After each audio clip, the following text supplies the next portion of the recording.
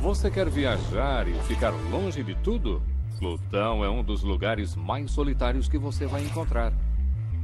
Menor do que a nossa Lua, Plutão nunca recebeu um único visitante da Terra. Até agora.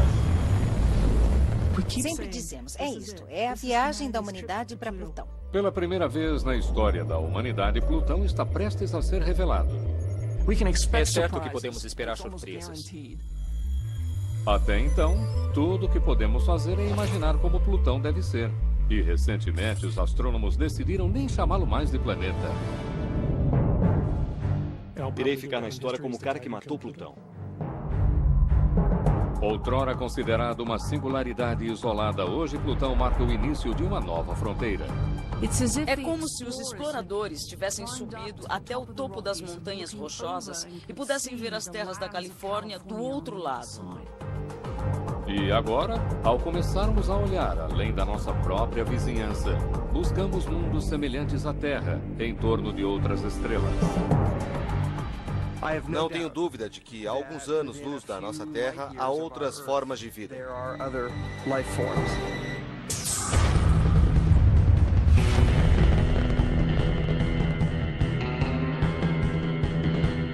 Nunca houve momento melhor para dar um salto gigantesco para locais onde ser humano algum jamais esteve, para seguir os passos de nossos robôs pioneiros e explorar os planetas do nosso sistema solar.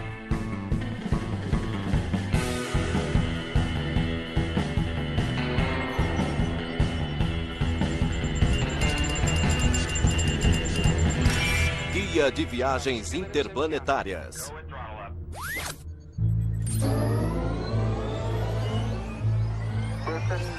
Plutão e além. Você já quis ser astronauta? Imagine que é você que está indo para os confins do nosso sistema solar. Para onde você iria? O que você veria? E como iria sobreviver? Descobertas recentes têm revelado muito mais sobre essas profundezas congeladas. De posse deste novo conhecimento, pense nisso como seu guia de viagens pessoal para Plutão e além.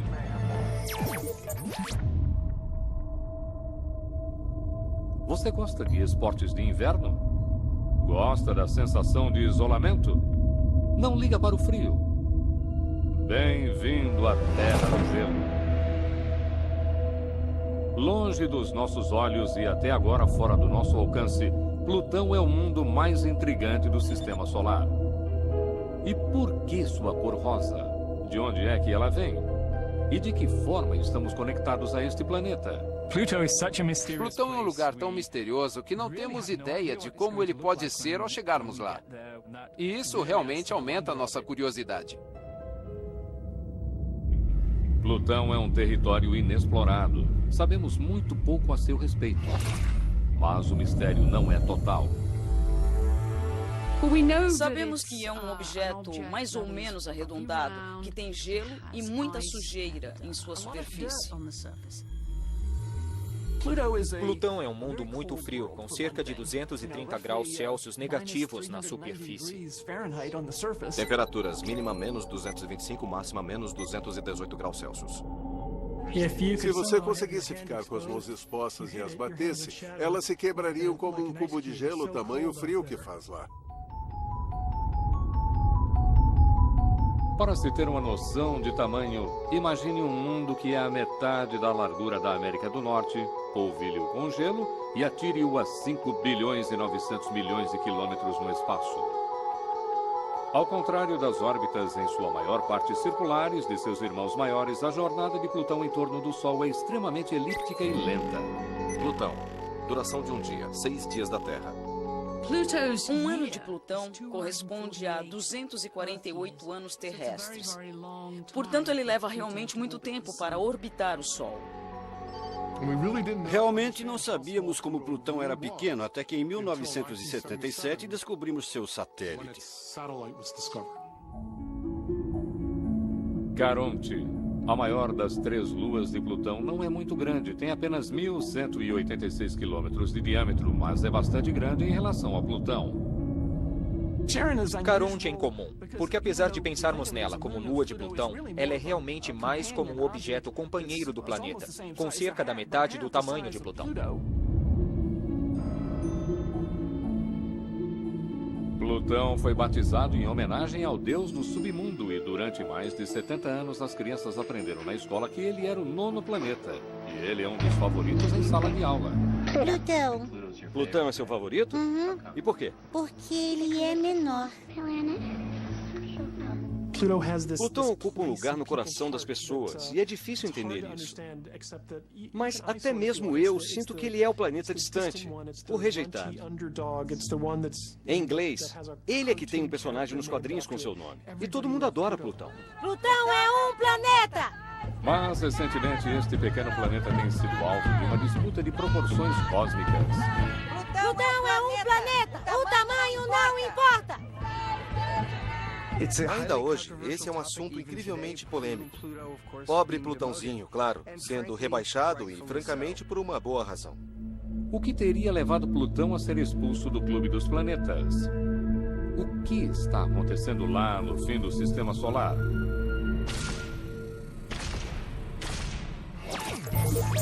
Uma missão está prestes a descobrir isso. Entretanto, chegar até lá significa uma jornada de 4 bilhões e 800 milhões de quilômetros até os limites do nosso sistema planetário. Como chegar?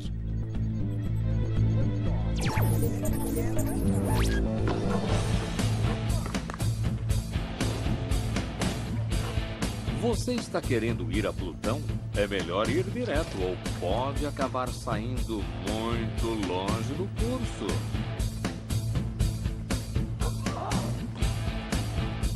Isso é algo em que Hal Weaver pensa frequentemente. Ele é o cientista do projeto da atual missão da NASA para Plutão, a New Horizons.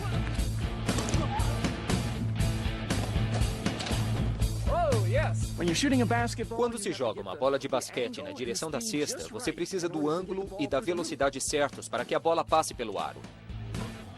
E é isso que tivemos de fazer com a sonda New Horizons. 2, 1, 0. Ignição. Decolagem. Lançada em 2006, a New Horizons está prestes a se tornar o primeiro visitante de Plutão e deve chegar lá em 2015. Tem mais 40 segundos. Usamos o foguete mais potente disponível na Terra, o Atlas 5,551. Ela foi a nave a deixar a Terra com a maior velocidade, 58 mil quilômetros por hora. Incrível. Quando vimos a nave decolar, a primeira coisa em que pensei foi: agora nada pode detê-la. Próxima parada, Júpiter. E em seguida, Plutão. Quando se está enfrentando uma viagem de 10 anos através do Sistema Solar, vale a pena pegar um atalho. Tivemos de levá-la por um arco imaginário próximo de Júpiter, o equivalente a jogar uma bola de basquete em um aro a 120 quilômetros de distância. É como chutar uma bola da 5ª Avenida para acertar um gol na Filadélfia. Esta precisão milimétrica na navegação permitiu que a New Horizons usasse o gigantesco campo gravitacional de Júpiter como um estilingue em direção a Plutão. Aquilo nos deu um impulso de 20% na velocidade da nave. Ganhamos 3 anos de viagem. E agora estamos indo direto para Plutão. Pode parecer muito, 9 anos e meio para chegar lá, mas é o mais rápido que conseguimos. Até agora, só exploramos os planetas até Netuno. Esta missão a Plutão marca uma nova fronteira na exploração do espaço. Sempre dizemos, é isto, esta é a viagem da humanidade para Plutão. E se não der certo, perdemos a única oportunidade de explorar Plutão em nosso tempo de vida. Como ele está se afastando cada vez mais do Sol, se não fizéssemos isso agora, provavelmente teríamos de esperar outros 250 anos. Só temos uma chance e temos de acertar. É nossa única oportunidade de chegar a Plutão enquanto estou vivo. Aí vai! Conseguimos.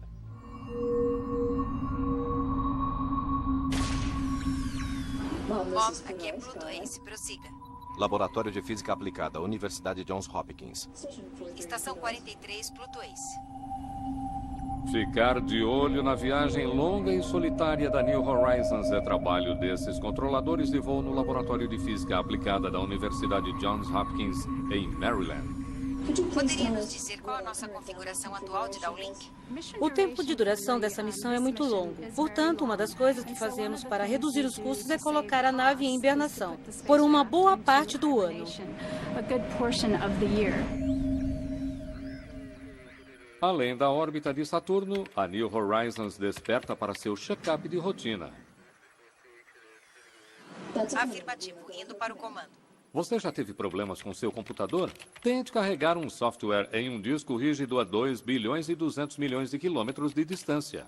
A dificuldade com Plutão é que ele está muito distante do Sol. Estamos longe de casa. Temos de projetar e planejar uma sequência de observações que precisa funcionar. Não há segunda chance. O upload de hoje ocorreu sem problemas. Mas à medida que a nave espacial se afasta ainda mais, o tempo de comunicação fica ainda maior.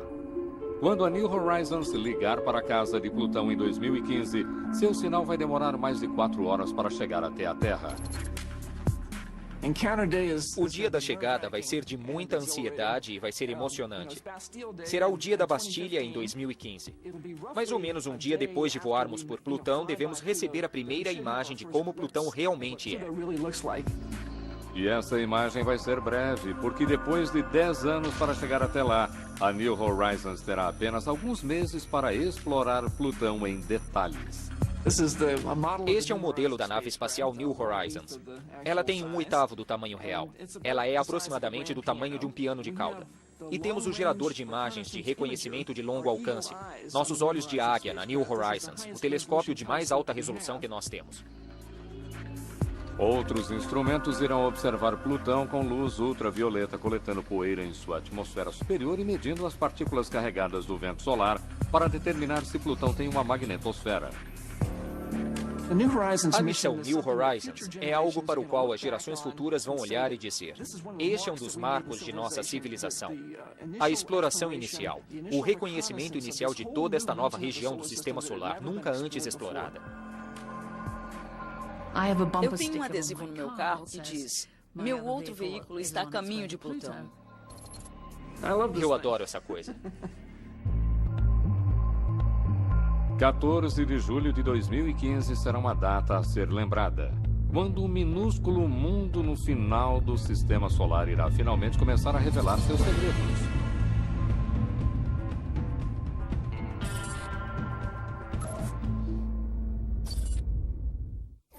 Você está planejando férias em Plutão?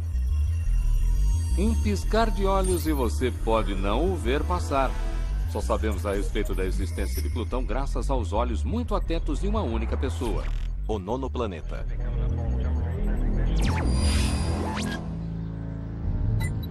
Observatório Lowell.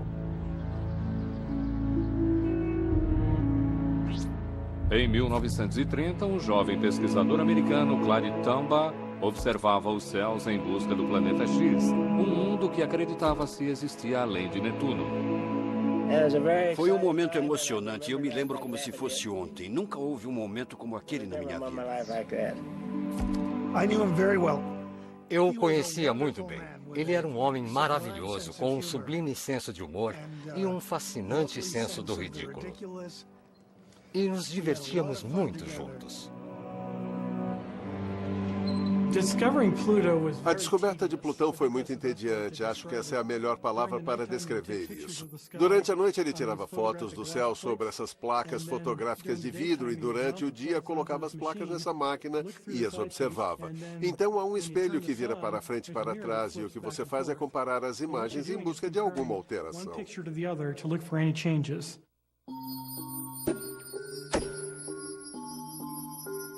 A máquina permitia a Tombaugh observar suas fotos em diferentes momentos no céu noturno. O que ele procurava era um único e minúsculo movimento em um mar de incontáveis estrelas. Ele ficava olhando para isso durante horas a fio, olhando por esse microscópio, examinando esses pontos, centenas de milhares de pontos. E em 18 de fevereiro de 1930, por volta das 4 da tarde, ele viu as duas imagens do planeta aparecer e desaparecer alternadamente. Estas são as imagens reais que mostram a descoberta de Plutão, primeiro em uma parte do céu e depois em outra. Prova de um planeta em movimento. Eu o reconheci. Na hora soube que estava além da órbita de Netuno devido àquela pequena mudança. Eu ganhei o dia.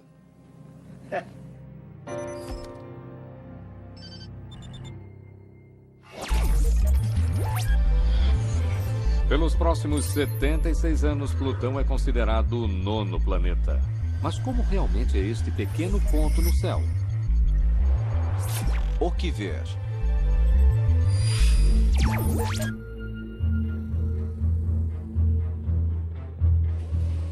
Hoje sabemos muito mais sobre Plutão do que sabíamos há 20 anos. E em grande parte isso se deve ao avanço da tecnologia no que diz respeito a detectores dos telescópios e telescópios. Verificar cada camada de Plutão é quase como solucionar um enigma cósmico, um mistério que remonta ao início do Sistema Solar. É quase como o fotógrafo de uma cena de um crime. Você vê alguns respingos de sangue na parede e precisa tentar descobrir o que aconteceu, com base nas poucas evidências que tem. Uma pista para desvendar Plutão vem do telescópio orbital da NASA, o Hubble. Estas são algumas das melhores imagens que temos de Plutão. O que os pixels manchados nos mostram é um mundo tomado de luz e sombra. Montanhas Rochosas, Colorado. O que provocaria tais contrastes dramáticos? Talvez Plutão tenha áreas de gelo e rocha, algo muito semelhante ao que vemos nas Montanhas Rochosas no Colorado. Temos alguma ideia de como possa ser. Sabemos que é um lugar de muitos contrastes. Há áreas negras ou de um marrom muito escuro. E então há algumas áreas extremamente brilhantes, mais ou menos como a neve em nossas montanhas aqui. Como membros da equipe de imagem da New Horizons, parte do trabalho de John Spencer é tentar saber como é a superfície de Plutão. Um conselho: leve suas botas de neve. Puxa vida. A neve em Plutão. Se você se sentar ao lado dela assim, talvez ela se pareça um pouco com esta. Realmente não sabemos. Seria feita de nitrogênio e não de água. Mas você pode esperar ver grandes bancos de neve, remanescentes da estação anterior. A espectroscopia, ou análise de um objeto em diferentes comprimentos de onda, revelou que Plutão é formado por 3 tipos de gelo. Principalmente nitrogênio e um pouco de monóxido de carbono e metano. Mas pouco se sabe sobre as grandes extensões de matéria escura em Plutão. O material escuro em Plutão é mais misterioso. Achamos que deva ser uma espécie de lamaçal de hidrocarbonetos, devido ao metano na atmosfera processado pela luz ultravioleta. Plutão não é o único a ter um revestimento misterioso. Quando a sonda Cassini passou por Saturno em 2004, vimos algo semelhante na lua Phoebe.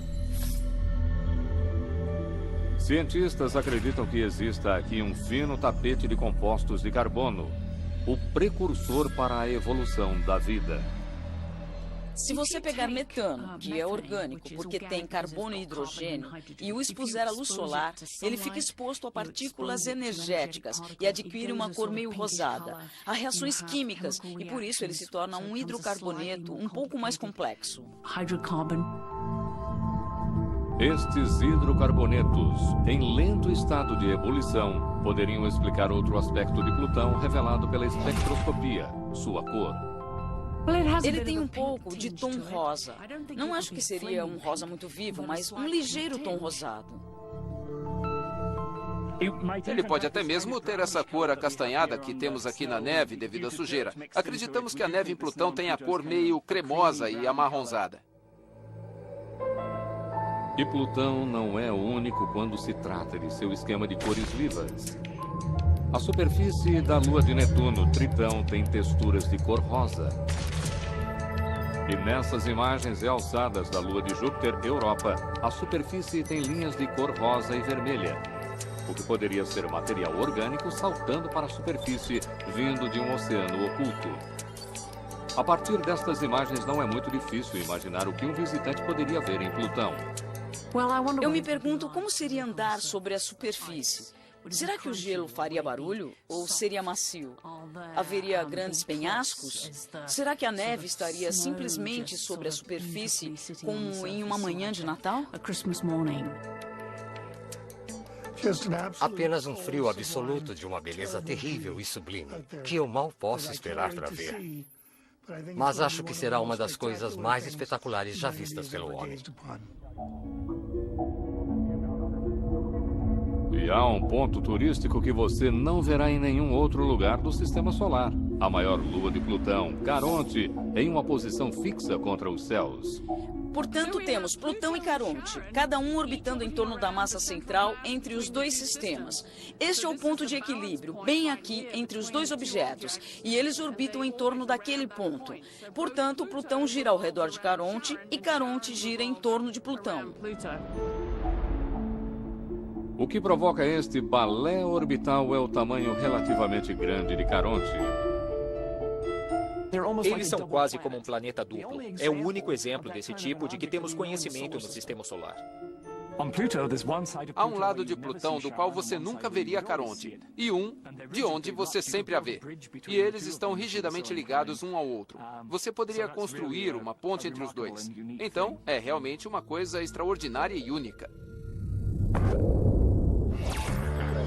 Patrulhando os confins gelados do Sistema Solar exterior por muitos anos, Plutão era considerado uma singularidade isolada. Até que uma nova descoberta mudou tudo. Uma nova fronteira.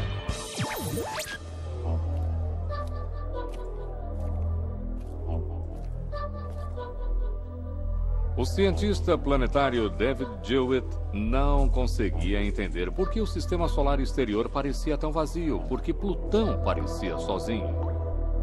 Na década de 1980, as partes internas do Sistema Solar eram conhecidas por serem cheias de cometas, asteroides, planetas. Mas nas externas não havia nada, além de Netuno, apenas Plutão, o que parecia muito estranho. E então, em 1992, ele fez uma descoberta extraordinária. O primeiro de um vasto exército de corpos congelados para além da órbita de Netuno, hoje conhecido como o Cinturão de Kuiper.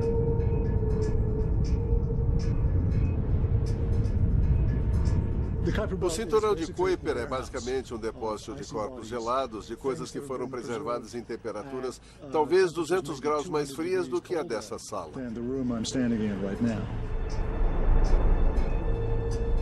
Aqui, fazendo companhia a Plutão, há um imenso anel formado de gelo e rocha que redefine a fronteira final do nosso Sistema Solar. É como se os exploradores tivessem subido até o topo das montanhas rochosas e pudessem ver as terras da Califórnia do outro lado.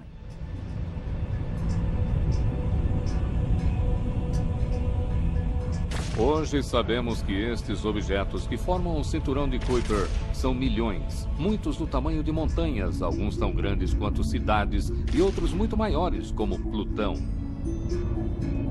Sabemos que há cerca de 50 mil ou mais deles com mais de 95 quilômetros de diâmetro.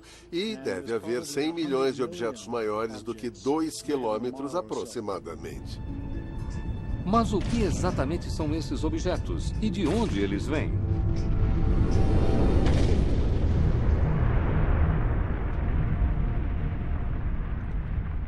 Acreditamos que tenham se formado nos primeiríssimos estágios do Sistema Solar. Vindos da época em que os planetas se formaram, os objetos do Cinturão de Kuiper são o que sobrou. Partes planetárias descartadas que foram arremessadas até os confins do espaço, formando uma imensa boca de lixo. E no Cinturão de Kuiper é realmente muito frio. Portanto, tudo que estava preso aos objetos no início continua lá. Está tudo congelado em gelo sólido. Durante anos, Plutão parecia ser o maior objeto aqui. Mas há quem acredite que possa haver outros, ainda maiores. Caltech, Pasadena, Califórnia. Eu realmente me perguntava se haveria outro objeto lá fora tão grande quanto Plutão, ou maior do que Plutão, ou até mesmo muito maior do que Plutão.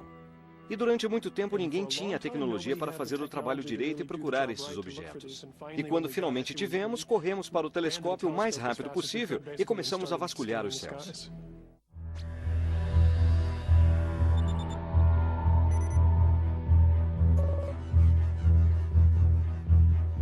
Assim como Clyde Tombaugh havia vasculhado os céus em busca de Plutão, mais de 70 anos antes, Mike Brown vasculhou os céus por um prêmio ainda maior. Em 2003, esta imagem mostrou que poderia ser um novo planeta. Mas o movimento é tão pequeno que o computador o perde. Esta é a imagem da descoberta de fato. Lá está. Para o seu olho é bastante óbvio e você consegue vê-lo se movimentando com muita clareza. Mas isso era um pouco lento demais para o computador da primeira vez. Essa é a única coisa ali se movendo no céu. Mike Brown e sua equipe dão ao objeto o nome de Eris. Com 2.400 quilômetros de extensão, ele é quase 3 vezes mais volumoso que Plutão e está a 3 vezes a distância do Sol. A primeira coisa que eu fiz foi pegar o telefone, ligar para minha esposa e dizer: acabei de encontrar um planeta. Não mais sozinho e agora ofuscado por Eris, o tênue status de Plutão como planeta começou a cair ainda mais. Meu primeiro pensamento foi: provavelmente vou ficar na história como o cara que matou Plutão. Em 2006, a União Astronômica Internacional fez uma pergunta importante. O que é um planeta? Pela primeira vez, as regras para se definir um planeta eram estabelecidas. Um planeta tem de ser grande o suficiente para ser arredondado, se tornar uma esfera. Tem de estar em sua própria órbita ao redor do Sol. Portanto, não podemos contar as luas que orbitam os planetas. Os planetas também precisam ter gravidade suficiente para lançar ou sugar todos os restos ao seu redor. A definição é a seguinte: se você coloca um monte de pequenos objetos em uma órbita semelhante à órbita de um planeta, se o planeta os joga para fora do sistema solar, ou se os engole ao longo da existência do sistema solar, 4 bilhões de anos, então ele é um planeta. Se isso não acontecer, não é um planeta.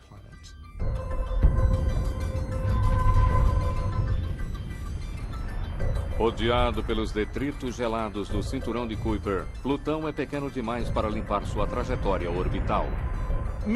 Reunidos em Praga na quinta-feira, a União Astronômica Internacional fez a votação. 76 anos após sua descoberta, o Sistema Solar perde um planeta. Plutão não é um planeta? Mas o que está acontecendo aqui? Todo mundo cresceu achando que Plutão era um planeta, porque é o que todos diziam. Mas agora não é mais. Isso vai confundir as pessoas. Fiquei impressionada com a reação das pessoas. Não eram apenas as crianças chateadas por seu planeta favorito ter sido rebaixado, mas houve muitos debates e discussões. As pessoas aprenderam que havia 9 planetas. Plutão era o mais afastado do Sol. E estavam muito confortáveis com isso. É como se alguém reorganizasse os móveis em seu sistema solar sem a sua permissão, o que deixou as pessoas muito aborrecidas. Portanto, se Plutão deixou de ser um planeta, o que ele é? Membros da União Astronômica Internacional redefiniram o corpo como um planeta anão. Incluindo Plutão e Eris, há hoje 5 planetas anões oficiais. Mas talvez haja centenas de outros à espera de serem descobertos no gelo. Acho que realmente não importa se nós os chamamos de planeta, ou se chamamos de objeto anão, ou objeto do cinturão de Kuiper. Da mesma forma que não importa se chamamos um tomate de fruta ou vegetal. Provavelmente poderia ser um ou outro. Independente de como chamamos Plutão e seu círculo de vizinhos gelados, uma coisa está ficando clara. Temos mais em comum com esses objetos distantes do que se poderia imaginar.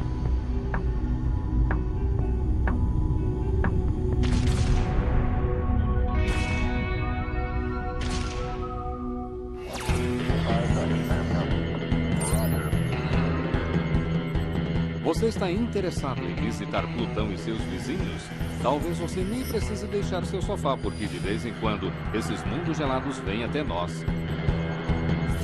Conhecendo os habitantes locais.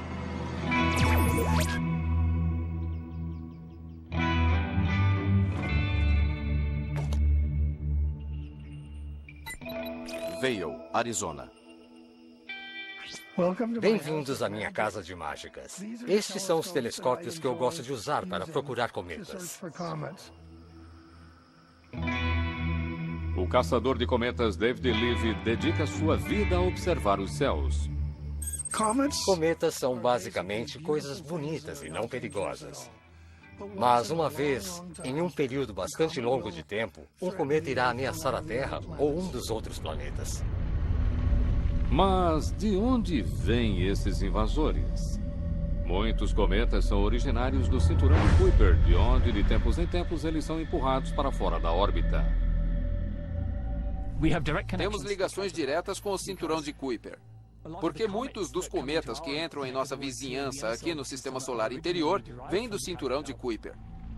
Até mesmo Plutão, com sua órbita bastante elíptica e atmosfera liberando gases, se comporta mais como um cometa do que como um planeta.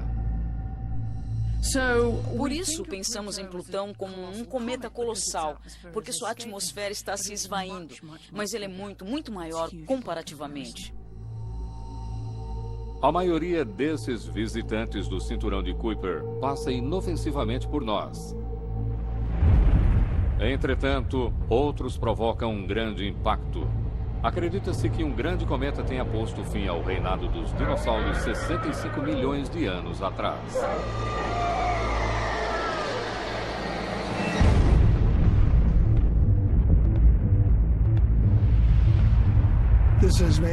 A possibilidade de um cometa atingir a Terra talvez seja de uma vez a cada 100 mil anos ou até mesmo 1 milhão de anos.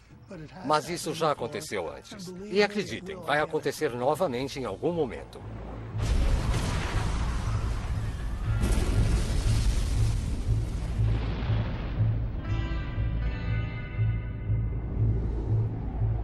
Nos últimos anos, temos dado uma boa olhada nesses turistas que vêm do frio na esperança de descobrir do que eles são feitos. Em 1986, a sonda Giotto, da Agência Espacial Europeia, teve um encontro corajoso com um dos cometas mais famosos de todos, o Halley. Fizemos a coisa mais desafiadora possível, voando muito próximos do centro do cometa para ver o núcleo, algo que era realmente desconhecido. Esta é a primeira imagem em close-up de um núcleo de cometa.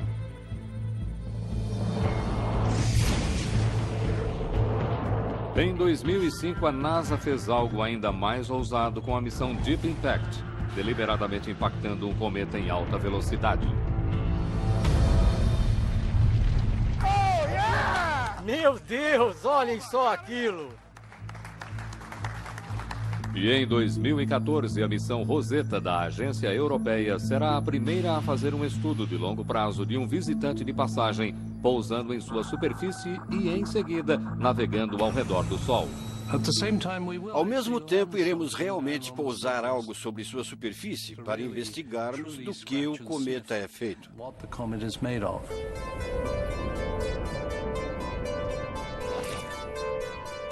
E que segredos estes cometas estão ocultando? Hoje, ao que parece, o sistema solar exterior está repleto de moléculas compostas de carbono, também encontradas no DNA de todos os seres vivos na Terra.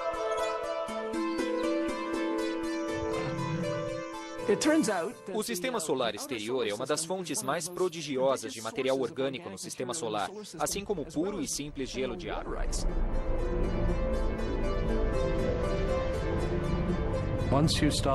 Quando você começa a descobrir materiais orgânicos em coisas como um cometa, você precisa realmente se perguntar, bem, até que ponto a Terra recebeu vida vinda de fora?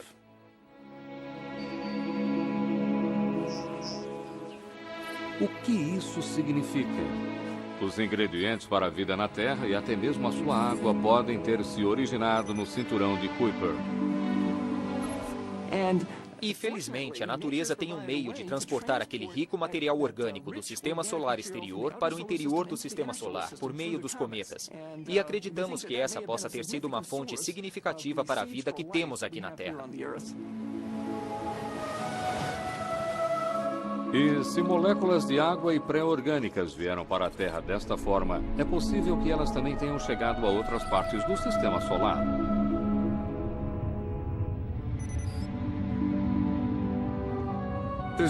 Certamente existem belos meio-ambientes apropriados à vida, bem próximos de nós, no sistema solar. Os aquíferos sob a superfície de Marte, o oceano sob a camada de gelo da Europa, os reservatórios de água na Lua encelados de Saturno, sem falar de Titã com seu metano líquido. Alguns destinos extraordinários onde eu suspeito que nós, seres humanos, estaremos procurando vida pelos próximos 100 anos e mais.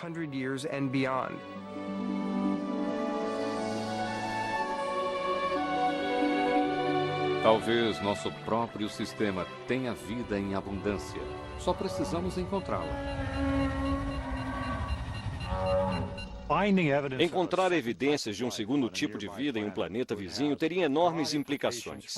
Primeiro, apenas filosoficamente, saberíamos que a vida é algo comum no universo. Se ela começou 2 vezes aqui mesmo, em nosso pequeno sistema solar, então certamente o universo está repleto de vida. E se encontrarmos vida em nosso sistema solar, provavelmente podemos agradecer ao grande exército de antigos corpos no cinturão de Kuiper.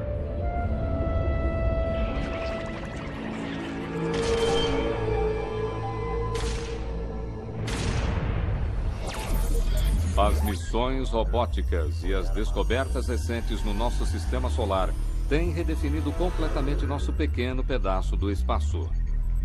Mas onde exatamente termina esse espaço? E o que existe além dele? E além.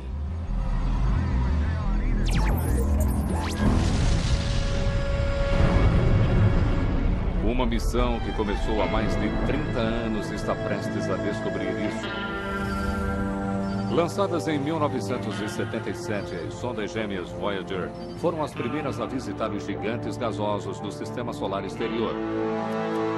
E agora, depois de desligadas suas câmeras, elas continuam viajando.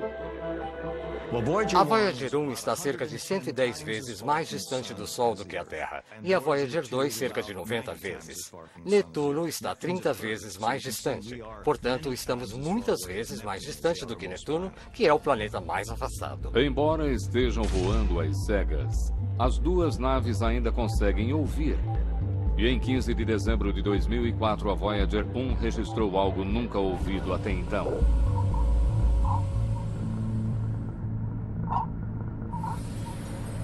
Este é o som do vento solar, diminuindo abruptamente a partir da pressão de gases interestelares a 14 bilhões de quilômetros do Sol. O Sol tem um vento solar que sopra radialmente para fora em todas as direções a cerca de 1,5 milhão de quilômetros por hora. E aquele vento cria uma bolha em torno do Sol. Essa bolha chamada heliosfera marca o fim da área influenciada por nosso Sol. Você pode ver a heliosfera na pia da sua cozinha e você já deve ter visto isso muitas vezes. Se abrir a torneira, a água atinge o fundo da pia e você vai notar a formação de um anel grosso ao redor do ponto em que ela toca a pia. Dentro deste anel, a água flui radialmente para longe, muito rapidamente, muito fina e ficando cada vez mais fina. E em um determinado ponto ela tem de parar, mas isso não acontece gradualmente. Ela diminui abruptamente e é exatamente assim na heliosfera. Só que nesse caso é uma bolha tridimensional e não um anel bidimensional. Estamos hoje na última camada exterior daquela bolha onde o vento supersônico do Sol finalmente abrandou à medida que dá a volta e encontra o vento interestelar.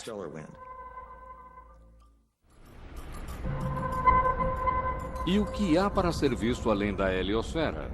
Acredita-se que aqui exista outro campo de gelo. Não um disco, mas uma enorme esfera conhecida como nuvem de Oort. Provavelmente 1 com 12 zeros é o número de objetos da nuvem de Oort. Trata-se de uma estrutura circular que se estende por 10% do caminho até a estrela mais próxima. É enorme.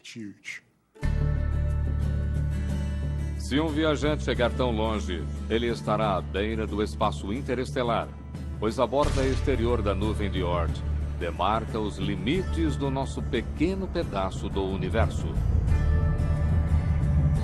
Daqui, você pode olhar para trás e ver o que constitui um bom lugar para viver.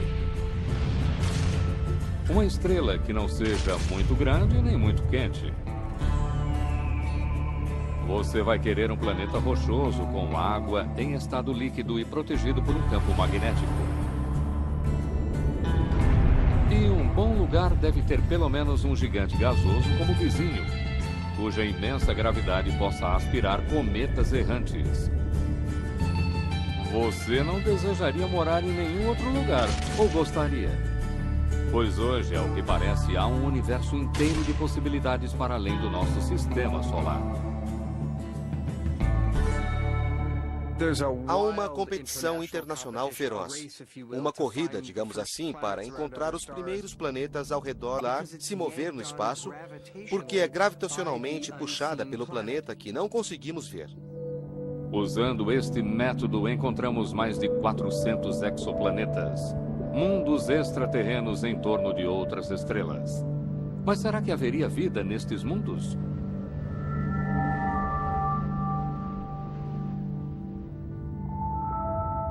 Se encontrarmos tal planeta, queremos nos aproximar e verificar se conseguimos detectar moléculas-chave na atmosfera, como oxigênio ou ozônio. É quase certo que haja evidência de vida naquele mundo.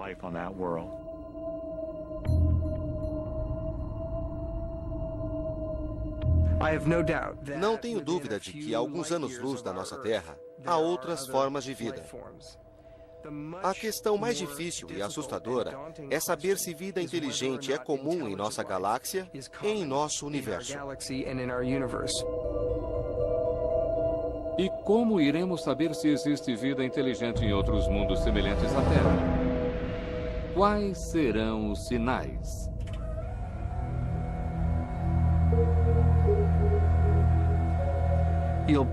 Você vai apontar o telescópio para aquele local, na tentativa de captar as ondas de rádio, as transmissões de televisão e quaisquer outras espécies inteligentes que possam estar transmitindo, talvez ao acaso.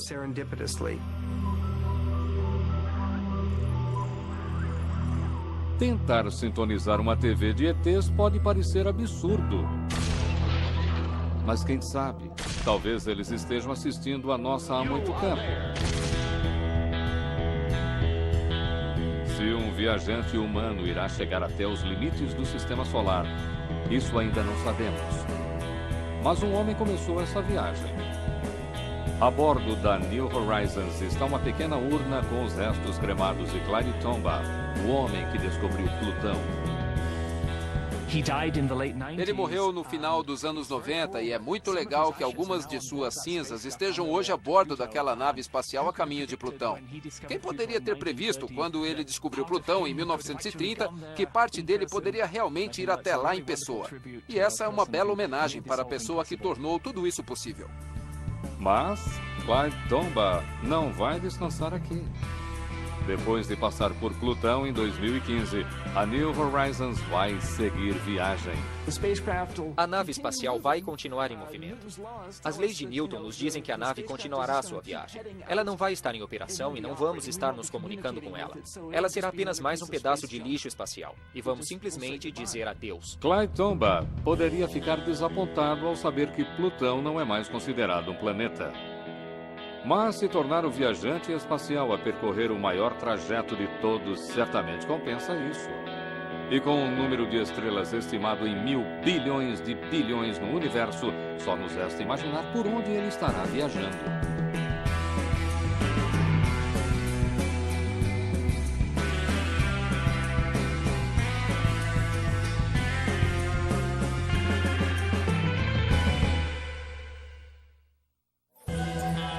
Versão Marshmallow São Paulo.